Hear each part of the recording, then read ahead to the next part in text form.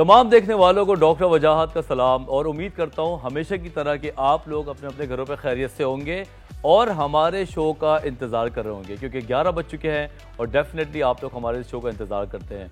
सबसे बड़ी बात यह है कि आपका फीडबैक बहुत अच्छा आ रहा है और मुझे बहुत खुशी होती है, मेरी टीम को भी बहुत खुशी होती है जब आप लोग बताते हैं कि आपका शो और आपके टॉपिक्स हम पसंद करते हैं। बहुत सारे टॉपिक्स ऑलरेडी हमारे पास आ चुके हैं और इंशाल्लाह ताला हम उन तमाम टॉपिक्स को एक एक करके बात करेंगे। लेकिन इन तमाम चीज़ों से पहले मैं आप लोगों से एक बात करना चाहूँगा, वो ये कि आप सबको पता है कि मौसम चेंज हो रहा है और कोरोना का जो मसला है, कोरोना के जो एक वबा है वो दोबारा से फैल रही है। तो प्लीज़ इसको आप लोग बहुत रिलैक्स वे में ना लें और इसको आप ये ना सोचें कि मुझे नहीं होगा और कुछ नहीं होता, क्योंकि जब हम ये देखते हैं लोगों में बैठ के तो जो ये बात करते हैं कि कुछ नहीं होने वाला, यार हमें तो नहीं होगा, तो यकीन करो एज अ डॉक्टर मुझे बड़ी परेशानी होती है। प्लीज़ अपना तो ख्याल करना है और अगर आप नौजवान हैं, जवान हैं, तो शायद आपको हो के भी चला जाए, पता ना चले, लेकिन अगर आपके घर में कोई ज़ईफ़ है और ऐसा है जो कि ऑलरेडी बीमार है तो उसके लिए वो मुसीबत कर सकता है। प्लीज़ मास्क पहने और अपने आप को इतना लिमिटेड कर दें कि लोगों के बीच में जाने से पहले 10 बार सोचें। अब हम बात करते हैं अपने शो की टाइमलाइन की। सबसे पहले हम बात करेंगे पोलियो की। हमेशा की तरह एक किसी की परेशानी है हमारे दिमाग में कि हम पाकिस्तान से पोलियो को हमेशा के लिए निकाल फेंकें, और एक डॉक्टर की हैसियत से, हेल्थ की टीम की हैसियत से मुझे बड़ी फ्रस्ट्रेशन होती है कि आखिर अभी तक हम क्यों नहीं इससे जान छुड़ा सके। हमारे बच्चे अभी भी क्यों माजूर हो रहे हैं, क्यों उन मसाइल का शिकार हो रहे हैं जो आज से 20-25 साल पहले होते थे।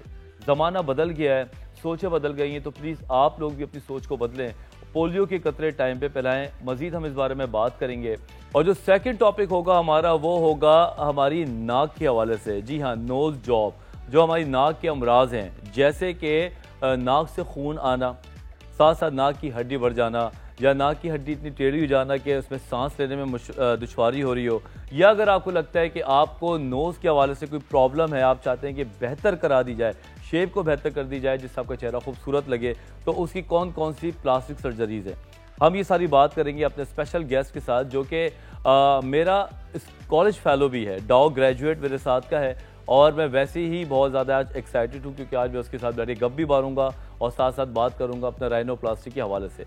तो ये हमारा आज की शो की डिटेल है और मैं आपसे उम्मीद करता हूँ कि आप लोग पूरा शो को देखेंगे बैठ के और उसके बाद फीडबैक भी देंगे। तो जनाब, हम जा रहे हैं एक छोटे से ब्रेक पे, लेकिन आप लोगों ने कहीं नहीं जाना है क्योंकि हम बस यूँ गए और यूँ आए।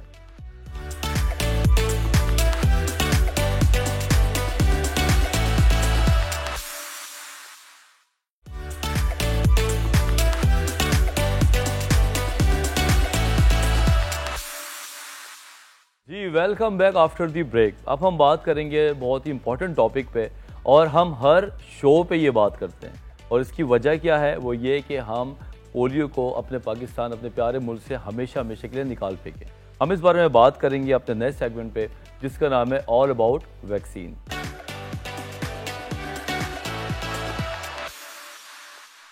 हमारे साथ हैं डॉक्टर मेहर अफरोज़, असिस्टेंट प्रोफेसर हैं जिन्ना मेडिकल एंड डेंटल कॉलेज की। आइए हम इनसे बात करते हैं। जी, अस्सलाम वालेकुम। वालेकुम अस्सलाम। कैसी हैं आप? खैरियत से? शुक्र, बिल्कुल खैरियत से। क्या कहती हैं डॉक्टर साहिबा, आप काम कर रही हैं इसमें काफ़ी अरसे से। बिल्कुल। पाकिस्तान में अब 2 ही ममालिक रह गए, ये तो अब सब कुछ जानते ही हैं। काफ़ी अफसोसनाक बात भी है। क्या स्ट्रेटजी है हमारी मुल्क की कि हम आने वाले टाइम पे इसको ख़त्म कर सकें? सबसे पहले तो आपका बहुत शुक्रिया कि आपने इतने अहम मौजू पे गुफ्तगू करने के लिए यहाँ पे मदऊ किया। दूसरी बात, जहाँ तक रही पोलियो के हवाले से स्ट्रैटेजीज़ क्या हैं, तो polio eradication programme, Pakistan polio eradication programme जो है वो हमारा इनिशिएटिव हमने लिया था और उसमें जो सबसे पहले जो WHO ने इसका इनिशिएटिव लिया था, पोलियो इरेडिकेशन इनिशिएटिव प्रोग्राम जो ग्लोबल प्रोग्राम था, उनका ये टारगेट था कि by the end of year 2005 the world should be polio free। ओहो, 2005 the world should be polio free। और इसके काफ़ी मुस्बित नताइज देखने को मिले बाकी ममालिक में।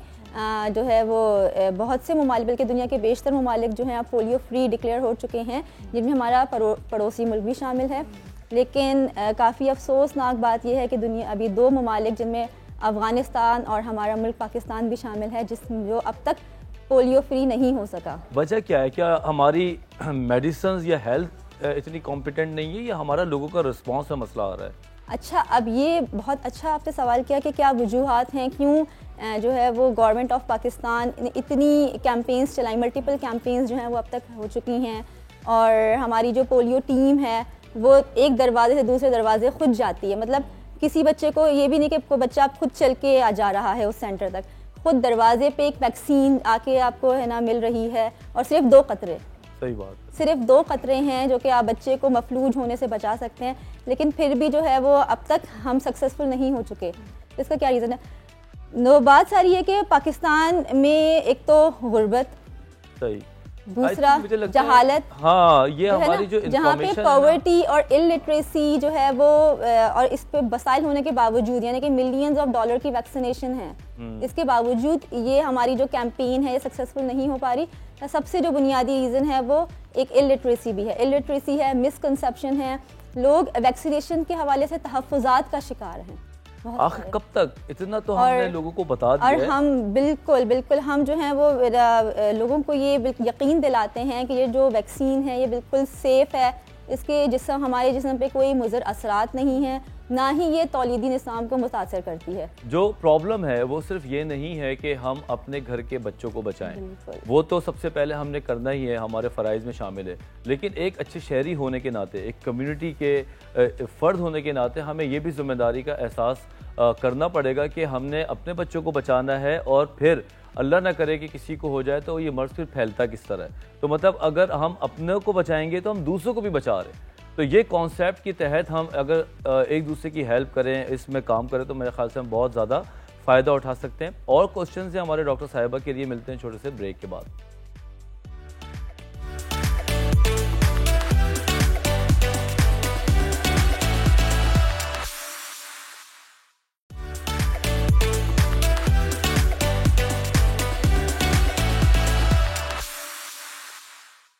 अभी जब हम ब्रेक पे थे तो डॉक्टर साहिबा ने एक मुझे बात बताई जो कि लम्हा फ़िक्रिया तो है, लेकिन उन्होंने उसका हल भी बताया, जो कि ये था कि उन्होंने बताया कि कुछ हमारे रेड एरियाज़ हैं जहाँ पे पानी में कॉन्टिमिनेशन हुई हुई है, मतलब पानी में ये जरासीम पाए जाते हैं, और अगर ये पानी हमारे बच्चों को दिया जाए किसी भी तरीके से तो वो पानी के थ्रू उन बच्चों को पोलियो वायरस हो सकता है।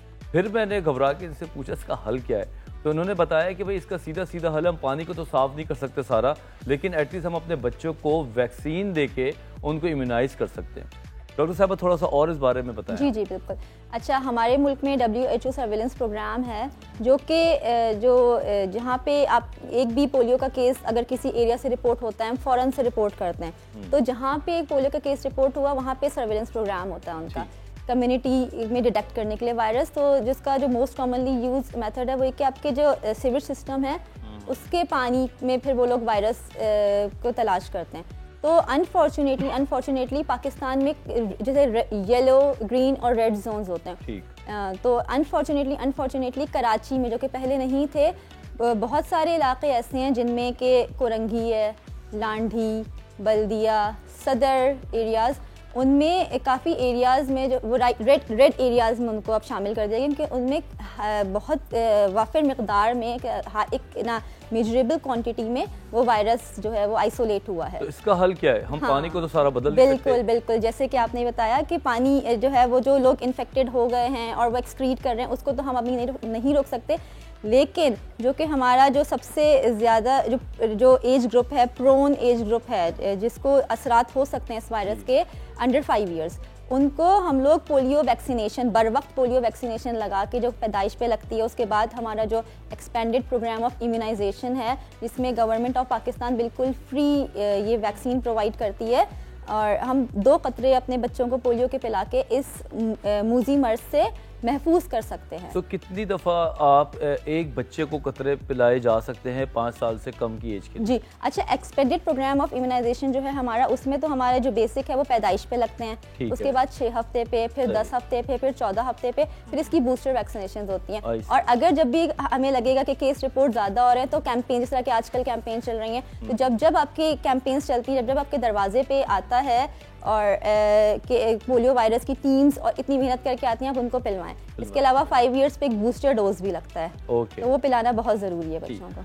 वैक्सीन के साथ साथ कौन सी ऐसी बातें हैं या मशवरा है जैसे डॉक्टर एक मरीज को हेल्दी रखने के लिए बताई जा सके ताकि उसकी कुव्वत मुदाफ़ियत? एग्जैक्टली अच्छा आपने सवाल किया। जैसे कि मैंने आपको बताया कि जो पोलियो वायरस है इसका फीको ओरल रूट ऑफ ट्रांसमिशन है कि ग़िज़ा के ज़रिए जो है हमारे जिस्म में दाखिल होता है। तो सफाई सुथराई के बुनियादी उसूलों पर अमल करना बेहद ज़रूरी है।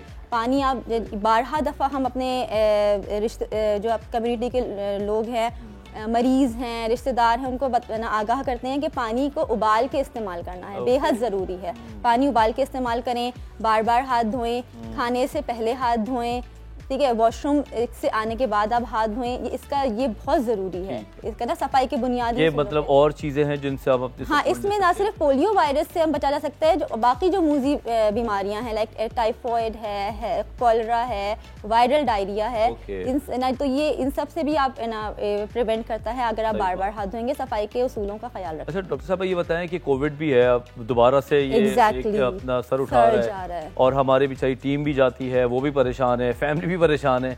अभी एक अनसर्टेनिटी का माहौल है, तो क्या फैमिलीज को इसको देखना चाहिए कि जब पूरी SOP के साथ आ रहे हैं तो उनको क्या इतनी घबराने की जरूरत है या अच्छा पिलाते रहें? जी बिल्कुल, बहुत सवाल किया। SOPs कोविड है हमारा, तो SOPs को फॉलो करना बहुत ज़रूरी है। सोशल डिस्टेंसिंग को मेंटेन करना बहुत ज़रूरी है, ठीक है। जब भी आप बाहर जाएं मास्क का इस्तेमाल करें, बार बार हाथ धोएं, इसमें तो कोई शक व शुबे की बात नहीं। लेकिन देखें, अभी आपके सवाल से ही एक बात है कि सारी दुनिया की नज़रें इस वक्त किस तरफ हैं कि किसी तरह कोविड की वैक्सीन आ जाए, ठीक है, कोविड की वैक्सीन आ जाए। पूरे दुनिया जो है वो इस वक्त रिसर्च में लगी हुई है। तो जो मूजी अमराज हैं जिनकी वैक्सीन हमारे पास अवेलेबल है, और ये जो अमराज हैं ये कोविड से ज़्यादा ख़तरनाक है। सही बात। जैसे कि चीचक हो गया, हमारा खसरा हो गई, और हेपेटाइटिस हो गया, पोलियो है, ये ज़्यादा ख़तरनाक हैं। स्पेशली अगर ना बच्चों में हो जाए, अगर ये ना 5 साल से कम उम्र के बच्चों में अगर ये वो बीमारियां अगर उनको मर्ज माजूर तक कर सकती है। पोलियो का मर्ज जो है वो बिल्कुल अगर जिस्म के एक हिस्से को या एक से ज़ायद हिस्से को वो माजूर कर सकता है। और इसकी कॉम्प्लिकेशंस में कि अगर ये आपके जो ना सांस लेने, जो आपके रेस्पिरेटरी मसल्स हैं, सांस लेने वाले पट्टों को अगर वो मुतासर करे तो मौत भी वाक़ई हो सकती है कुछ फीसद केसेस में। तो इस हद तक ख़तरनाक ये पोलियो का मर्ज है। तो हमें ये बात समझने की ज़रूरत है कि आप अपने SOPs को फॉलो करें, लेकिन वैक्सीनेशंस आप ना उसको डिले ना करें। वैक्सीनेशन बिल्कुल टाइम पे लगवाएं, उसमें कोई नुकसान नहीं है, कोई हर्ज नहीं है, कुछ नहीं है। जनाब बहुत बहुत शुक्रिया आपका, आपने इतने कम टाइम के अंदर की ज़्यादा बातें बताई काम की। और हम डॉक्टर्स का यहाँ पे बैठने का मकसद ही यही है कि आप तक वो बातें पहुँच जाएं जो कि आपको गलत तरीके से सुनी सुनाई बातों पे आप लोग फॉलो कर रहे होते हैं, और बाज़ औक़ात इन गलत इन्फॉर्मेशन की वजह से हम अपने बच्चों के साथ ज़्यादती कर जाते हैं। तो प्लीज़ आज के इस सेगमेंट के बाद आपको ये अंदाज़ा हो गया होगा कि SOPs बहुत अच्छी तरह हम फॉलो कर रहे हैं। बच्चों को कितनी एज पे हमने कतरे पिलाए जाने हैं और क्या फ़ायदे इनसे, इनकी ट्रीटमेंट कुछ है या नहीं है, पानी से हमने किस तरह बचना है और बॉयल करके पानी को लेना है। तो आई थिंक ये काफ़ी है आज के लिए। इसके बाद हम जाएंगे नए सेगमेंट के ऊपर जिसमें हमने बहुत ही इंटरेस्टिंग टॉपिक पे बात करनी है, और आप लोग ने मैसेज किया था कि इस हवाले से बात करें। तो वो बात है जनाब नोज़ जॉब और राइनोप्लास्टी, कि अपनी नोज़ के शेप को और नाक की जो बीमारियां हैं जिसमें हड्डी भर जाना और भी बहुत सारी हैं, वो हम बात करेंगे अपने एक बहुत ही स्पेशल सेलिब्रिटी डॉक्टर के साथ, लेकिन नाम मैं अभी आपको नहीं बताऊंगा। इसके लिए आपको ब्रेक के बाद वापस आना पड़ेगा। सो स्टे विद अस।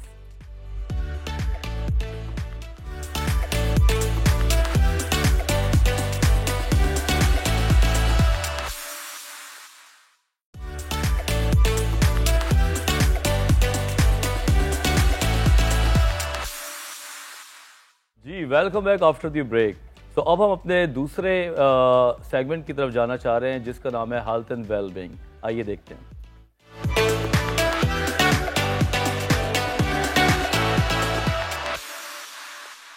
तो हस्बे वादा जिस तरह हमने कहा था कि आज का जो टॉपिक है वो बहुत इंपॉर्टेंट है और आपके पास हम लेकर आएंगे, और जो गेस्ट है वो उससे भी ज़्यादा स्पेशल हैं, जो कि मेरे दोस्त भी हैं और एक किस्म के हम स्कूल कॉलेज फेलो भी हैं।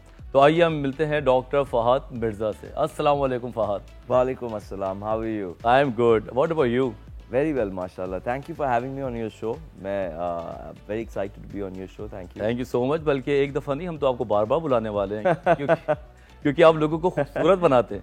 नहीं, खूबसूरत तो अल्लाह ही बनाता है। मैं बताना चाहूँगा कि डॉक्टर फ़ाहद मिर्ज़ा जो हैं प्लास्टिक सर्जन है, साथ साथ बताने की बात तो नहीं है लेकिन he is a renowned actor as well, साथ साथ स्कल्पचर भी हैं और बहुत सोशल और बिजी लाइफ है माशाल्लाह, लेकिन उनके साथ साथ अपने काम में इंतहा की महारत रखते हैं। और मैं ये इसलिए नहीं कह रहा कि आज ये मेरे सामने बैठा है, ये बातें मैंने सुनी हैं, लोगों से सुनी है मैंने, हाँ, कि ही is a very good doctor. तो कैसा लगता है अपने बारे में, इतने सारे काम एक साथ कर रहे हो, क्या फीलिंग्स हैं? मेरी जो ड्राइविंग फोर्स यही रहती है कि जो लोग मुझ पर जिम्मेदारी डालते हैं ना और जो उम्मीदें लेके मेरे पास आते हैं ना, उनको मुझे उसको मुझे जस्टिस करनी होती है। तो या but thank you for telling me that makes you feel good. Thank you, you made my day. Thank you. Sunday में आपको खूब तारीफें मिलने वाली है आज। अच्छा मुझे ये बताओ फ़ाहद, थोड़ा सा टॉपिक को बाद में बात करते हैं कि प्लास्टिक सर्जन बनने का कब सोचा? प्लास्टिक सर्जन बनने का वो कम्प्लीटली बाय एक्सीडेंट था। जब मैं डाउ यूनिवर्सिटी में अपनी ट्रेनिंग कर रहा था तो मेरी जनरल सर्जरी की रोटेशन में मैं था और मैं जनरल सर्जन बनना चाहता था। मेरे फादर ऑर्थोपीडिक सर्जन है, तो मुझसे भी एक्सपेक्टेड था कि मैं ऑर्थोपीडिक सर्जन बनूंगा। लेकिन जब मैंने ऑर्थोपीडिक की रोटेशन में गया, मैं हर जनरल सर्जरी की ट्रेनिंग में ना आपको एक महीना या दो महीना हर स्पेशलिटी में डालते थे ताकि आपको उसका टेस्ट मिले, फील मिले, फिर आप खुद डिसाइड करें कि आप क्या करना चाहते हैं। तो जब और मुझे था कि मैं ऑर्थोपीडिक सर्जन बनूंगा, लेकिन जब मैं ऑर्थोपीडिक में गया तो मैं बोला यार ये क्या है, वो धा धू ढर ढर ड्रिल डुक डुक डुक हथौड़े हैमर इधर उधर। आई सेड यार ये क्या हो रहा है, ये कोई कारपेंट्री है भाई, ये मुझे नहीं करना है। इतने बड़े बड़े टांगे खींच रहे हैं, ड्रिल लगा रहे हैं, स्क्रू लगा रहे हैं। आई सेड इसमें आर्टिस्ट्री किधर है?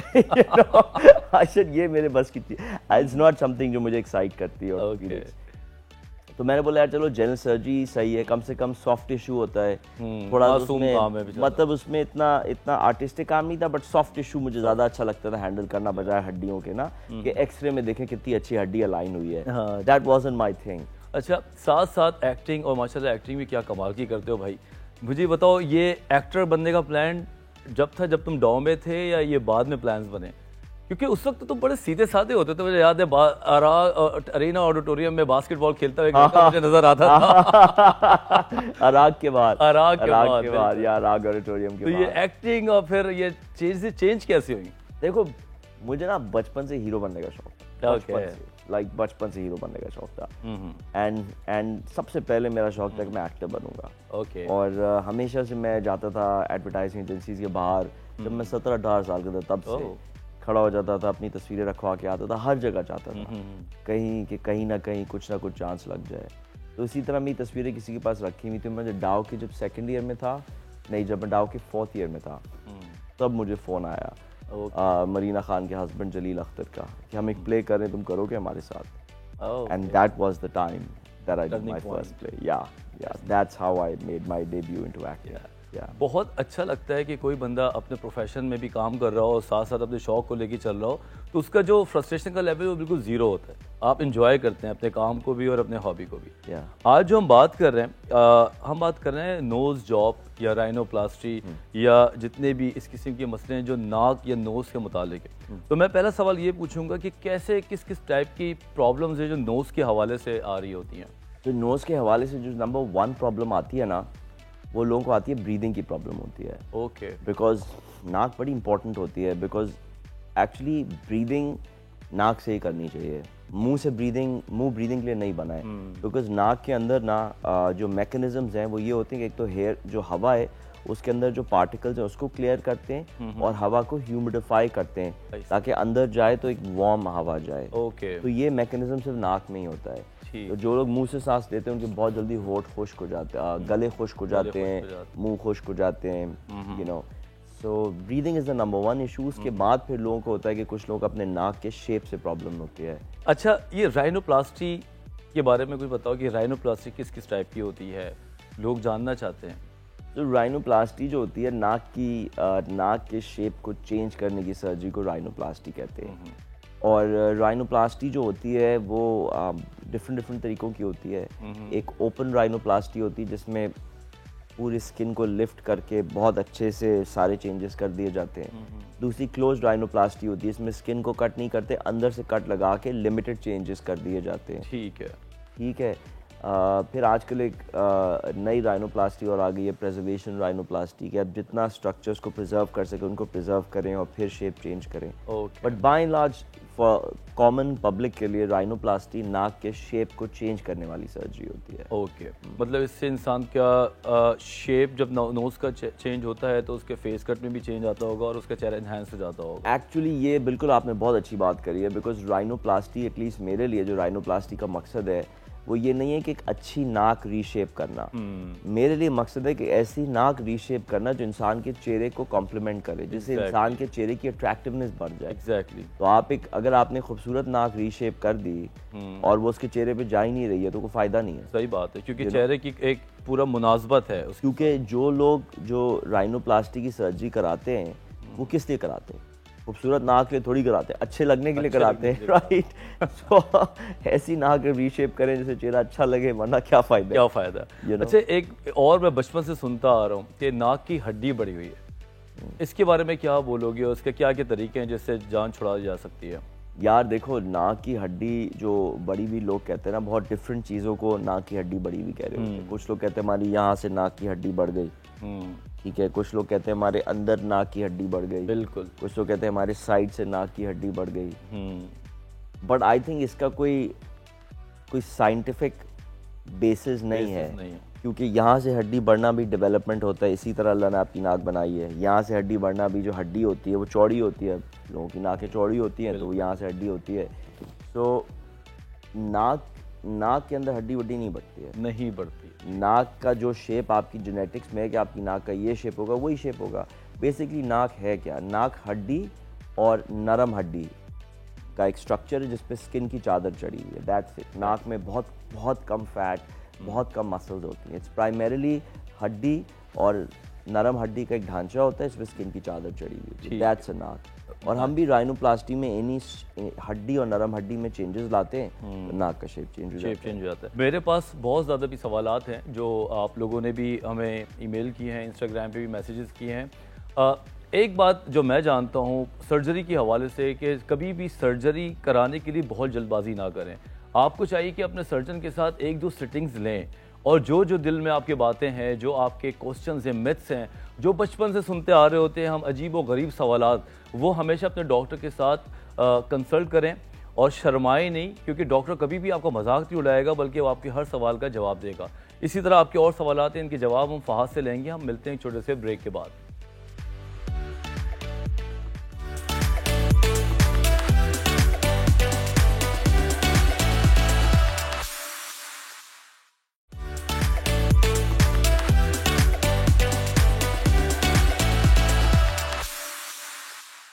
जी जनाब, सबसे इम्पॉर्टेंट जो क्वेश्चन है जो मेरे पास आया है वो मैं फहाद के पास लेके जा रहा हूँ।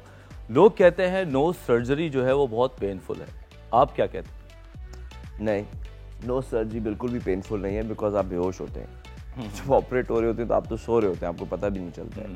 ऑपरेट होने के बाद जो है वो दर्द नहीं होता है, दर्द बहुत कम होता है, डिस्कम्फर्ट ज़रा होता है। अच्छा। बिकॉज नाक की सर्जरी हुई होती है तो स्वेलिंग होती है, ब्रीदिंग में थोड़े मसले होते हैं, एनेस्थीसिया के इफेक्ट्स होते हैं, सांस नहीं आ रही होती है, थोड़ी सी मुंह से सांस लेनी पड़ती है, वूजिंग नाक से हो रही होती है। सर्जरी के बाद तो ये चीज़ें होती हैं। आफ्टर जो 3-4 दिन का डिस्कम्फर्टिंग पीरियड होता है, उसके बाद मरीज ठीक हो जाती है। अच्छा, ये एलर्जिक राइनाइटिस जो है, हाँ, क्या ये भी सर्जरी के थ्रू जा सकता है या ये एक जर्नल या सिस्टमिक इशू है? देखिए, एलर्जिक राइनाइटिस जो होता है ना, जैसे मैंने आपको बताया था कि नाक जो होती है हड्डी और नरम हड्डी का फ्रेमवर्क है, जिसपे स्किन की ऊपर चादर पड़ी हुई है और अंदर जो स्किन है उसको कहते हैं म्यूकोजा।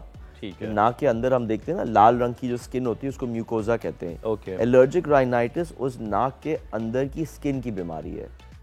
उसमें ये होता है कि नाक के अंदर की स्किन की जो ब्लड वेसल्स हैं उनकी सप्लाई बढ़ जाती है और उनकी वॉल्स लीकी हो जाती है, तो उनसे पानी आने लगता है और कॉन्स्टेंटली नाक में पानी होता है, पीछे वो जाता है, और ये एक एलर्जी, ये किसी भी एलर्जन के रिस्पॉन्स में होता है। तो इसका सर्जरी से कोई ताल्लुक नहीं है। इसके लिए आपको मेडिकल ट्रीटमेंट चाहिए और जो एलर्जन है उसको रिकग्नाइज करें, उसको अवॉइड करें। ठीक, जैसे सीजनल एलर्जीज भी होती है। ओके, मतलब इससे सर्जरी का डायरेक्ट कोई ताल्लुक नहीं है, ये नाक के अंदर की स्किन का इशू है। ओके, मुझे ये बताओ कि जो सबसे ज़्यादा कॉमन मिथ है अबाउट नोज जॉब, वो क्या अभी तक देखा और कैसे कैसे क्वेश्चन हैं जो पेशेंट आके आपसे करता है, कहते हैं यार ये किसने कहा तुमको? तो सबसे जो कॉमन जो चीज़ आती है ना, वो ये कि एक दफ़ा जो आप नाक की हड्डी को रीशेप कर देते, हाँ, तो मरीज डर के आता है वापस तो नहीं बढ़ जाएगी। But see the thing is कि आपका जो नाक की हड्डी होती है ना, is part of your skeletal development. जब हम मैच्योर हो रहे होते हैं तो हमारा जो ढांचा है वो बढ़ रहा होता है। एक दफा ढांचा बढ़ गया, ग्रो कर गया, उसके बाद ढांचे में कोई चेंजेस नहीं आते, सिर्फ कम ही होता है, ज्यादा नहीं हो सकता है।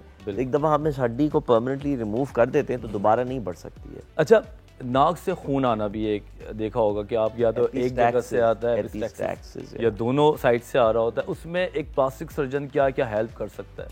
एपिस्टैक्सिस जो है वो भी नाक की अंदर की खाल का इशू है, तो उसका प्लास्टिक सर्जन कुछ नहीं कर सकता, कोई ताल्लुक नहीं है। ठीक है। कुछ ऐसे आते हैं पेशेंट जो कि रिकरेंट कंडीशन में वापस आके कहते हैं कि इसको ऐसे कर दो या इसको वैसे कर दो, और आपको समझ आ जाता है कि आई थिंक इसको सिर्फ काउंसलिंग की ज़रूरत है, इसको सर्जरी की ज़रूरत नहीं है। कोई तजुर्बा आपका पर्सनल? नहीं, अल्लाह का शुक्र है, मेरे साथ तो जो पेशेंट्स हैं माशाल्लाह, I am very happy, they very content माशाल्लाह। और मतलब मैं तो रेयरली एवर रीडू करने की ज़रूरत पड़ती है। But worldwide 5% revision rate होता है, because you have to understand again, क्योंकि ये इंसान का काम है। सही बात, यू नो, और इंसान के पास वो ताकत तो नहीं है जो अल्लाह रब्बुल इज़्ज़त के पास है। तो आप अपने हिसाब से तो रीशेप करते हैं, लेकिन ये राइनोप्लास्टी ऐसा नहीं कि फर्नीचर है, मैंने जो बनाया वैसा ही रहा, या क्ले स्कल्पचर है कि जो बनाया वैसा ही रहा। सही। एक दफ़ा आपने ऑपरेट करके चेंजेस ले आए स्ट्रक्चर के अंदर, फिर उसके बाद बॉडी के अंदर स्वेलिंग होती है, इन्फ्लेमेशन होती है, स्कारिंग होती है, डिफॉर्मेशनल फोर्सेस होती है, इसको हम 4th डायमेंशन कहते हैं।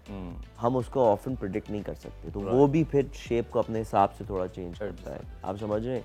तो एट 1 ईयर्स टाइम जो आपने चेंजेस कभी इन्विजन नहीं किए होते, वो भी कभी कभार आ जाते हैं, कभी कभार अच्छे भी आते हैं, कभी कभार बुरे भी आ जाते हैं। तो थोड़ा बहुत सुन करके छोटे प्रोसीजर्स में हल्का फुल्का डेंट वेंट, बिकॉज ये एस्थेटिक काम है ना, you have to make sure all looks good, तो कभी कभार छोटा मोटा आपको करना पड़ जाता है।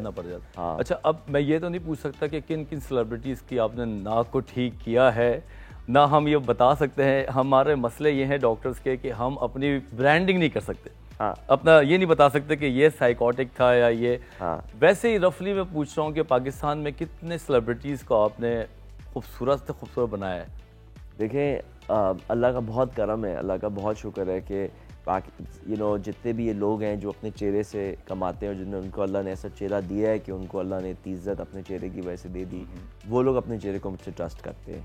अल्लाह का करम है कि जितने बड़े तरीन लोग हैं, ऑलमोस्ट 90% मेरे पास आते हैं, अल्लाह का करम है।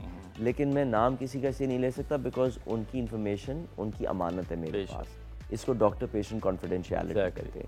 ये नंबर 1 टेनेट है कि आप अपने किसी भी पेशेंट की इन्फॉर्मेशन बगैर उसकी इजाज़त के डिस्क्लोज नहीं कर सकते, ये उसकी अमानत है आपके पास। अगर आप किसी की इमेजेस लगाते भी हैं तो आप बिल्कुल उसकी आइडेंटिटी छुपा के लगाते हैं कि आप किसी को पता ना चले ये कौन है, कि जस्ट कि आपका जो पॉइंट है कि जो आप चीज़ कर रहे हैं वो ऑडियंस को, जो लोग सीखना चाहते हैं, जो लोग इन्फॉर्मेशन चाहते हैं, उनको कन्वे हो जाए, लेकिन उनकी आइडेंटिटी आप रिवील नहीं कर सकते। ये उनकी अमानत है आपके पास, तो you have to respect that. मेरे भी जानने वाले कि जो लोग आते हैं तो उनका पहला प्रॉब्लम ये होता है कि आप उनको बताइएगा नहीं। तो अगर एक डॉक्टर का ये बिलीव डेवलप हो जाए तो फिर लोग आसानी से उनके पास आके अपने इश्यूज़ को। तुम कितनी अच्छी बात कर रहे हो, और मैं सारे अपकमिंग डॉक्टर्स को, प्रैक्टिसिंग डॉक्टर्स सबको ही बताना चाहूँगा कि अपने पेशेंट की इन्फॉर्मेशन, उसकी कॉन्फिडेंशियलिटी को रिस्पेक्ट करें, और ना कि अपने दोस्तों में प्रोफेशनली बल्कि अपने घर में भी इसको समझें, बिकॉज ये आपके ऊपर अमानत है मरीज़ की। हमारे रसूल सल्लल्लाहु अलैहि वसल्लम को, नबी करीम सल्लल्लाहु अलैहि वसल्लम को इतनी इज्जत लोग दिया करते थे जब उन पर प्रॉफिटहुड से पहले, इसलिए कि वो लोगों की अमानतें रखते थे और ख़यानत किए बगैर वापस कर देते थे। वो मशहूर थे कि ये अमानत रखने वाले हैं और ये अमानत वापस करते हैं। तो ठीक इसी तरह हर डॉक्टर के ऊपर भी लोगों की इन्फॉर्मेशन वैसी अमानत है और हमें उसको प्रोटेक्ट करना चाहिए। बेशक, क्या खूबसूरत बात की है। अच्छा, मुझे आखिरी सवाल ये बताएं कि लोगों के ये मिथ है या रियलिटी, आई डोंट नो, कि राइनोप्लास्टी या नोज जॉब बहुत महंगी होती है, और एवरेज क्या खर्चा आता है इसमें, ताकि लोगों तक ये बात पहुंच जाए? देखिए, राइनोप्लास्टी महंगी सर्जरी तो बिल्कुल भी नहीं है। मतलब जहाँ पे नी रिप्लेस हो रहे होते हैं 15-15 लाख रुपए के, राइनोप्लास्टी इतनी महंगी नहीं है। एवरेज कॉस्ट बहुत वेरी करती है, हर किसी की डिफरेंट से डिफरेंट होती है, लेकिन राइनोप्लास्टी बहुत महंगी नहीं है, मीडियम एक्सपेंसिव सर्जरी। बहुत बहुत शुक्रिया डॉक्टर फहद। दिल तो मेरा चाह रहा है कि मैं सवालात पूछता रहूँ और आप जवाब देते रहें, इतने अच्छी तरीके से बात करते हो, लेकिन टाइम इतना शॉर्ट होता है। लेकिन मैं तुमसे वादा लेना चाहता हूँ कि दोबारा फिर आना है किसी और सर्जरी के हवाले से बात करने के लिए, ठीक है? ये इस शो को आपने सपोर्ट करना है। डन इंशाल्लाह। मुझे ऐसा लगता है कि हमारे घरों में या हमारे माशरे में नोज़ की जो इश्यूज़ हैं वो बहुत ज़्यादा कॉमन है। और मैंने जब हाउस जॉब की थी तो मैंने जब भी देखा था कि ENT में नाक के हवाले से बड़ी प्रॉब्लम्स आती हैं, ख़ास तौर पर जिस तरह आज मेरी बात हुई डॉक्टर के साथ कि नाक से खून आना या हड्डी का बढ़ जाना। जब आप ये सवालात करते हैं आपस में या अपनी फैमिलीज़ में तो आपको डिफरेंट तरीके से इसके जवाबात मिलते हैं और बाज़ औक़ात बहुत गलत नॉलेज मिल जाती है। तो आज का जो मेरा शो था, फहद के साथ बात करने का मकसद था वो यही था कि प्लीज़ आप कंफ्यूज ना हो। अगर आपके साथ कोई इशू है नोज़ के हवाले से तो हमेशा अपने डॉक्टर के पास जाके पहले मशवरा करें, अपने सवालात को डिस्कस करें और फिर आप डॉक्टर के साथ 1 या 2 सेटिंग्स के बाद कोई ऐसा फ़ैसला लें जो कि कोई बड़ा फ़ैसला होता है, ख़ास तौर पर राइनोप्लास्टी का, जिसको हम नोज़ जॉब भी कहते हैं आम अल्फाज में। तो मैं उम्मीद करता हूँ कि आप लोगों को आज का शो पसंद आया होगा। आज हमने बात की पोलियो के हवाले से, पाकिस्तान में पोलियो की क्या स्ट्रैटेजी है और किस हद तक हम बेहतर हो चुके हैं। साथ साथ हमने बात की नोज़ के हवाले से। तो आई होप आज का शो आप लोगों को पसंद आया होगा। इंशाअल्लाह ताला दोबारा नेक्स्ट संडे को इसी टाइम पे इसी चैनल पे आपके साथ मिलेंगे किसी नए टॉपिक के साथ। जब तक के लिए अल्लाह हाफ़िज़।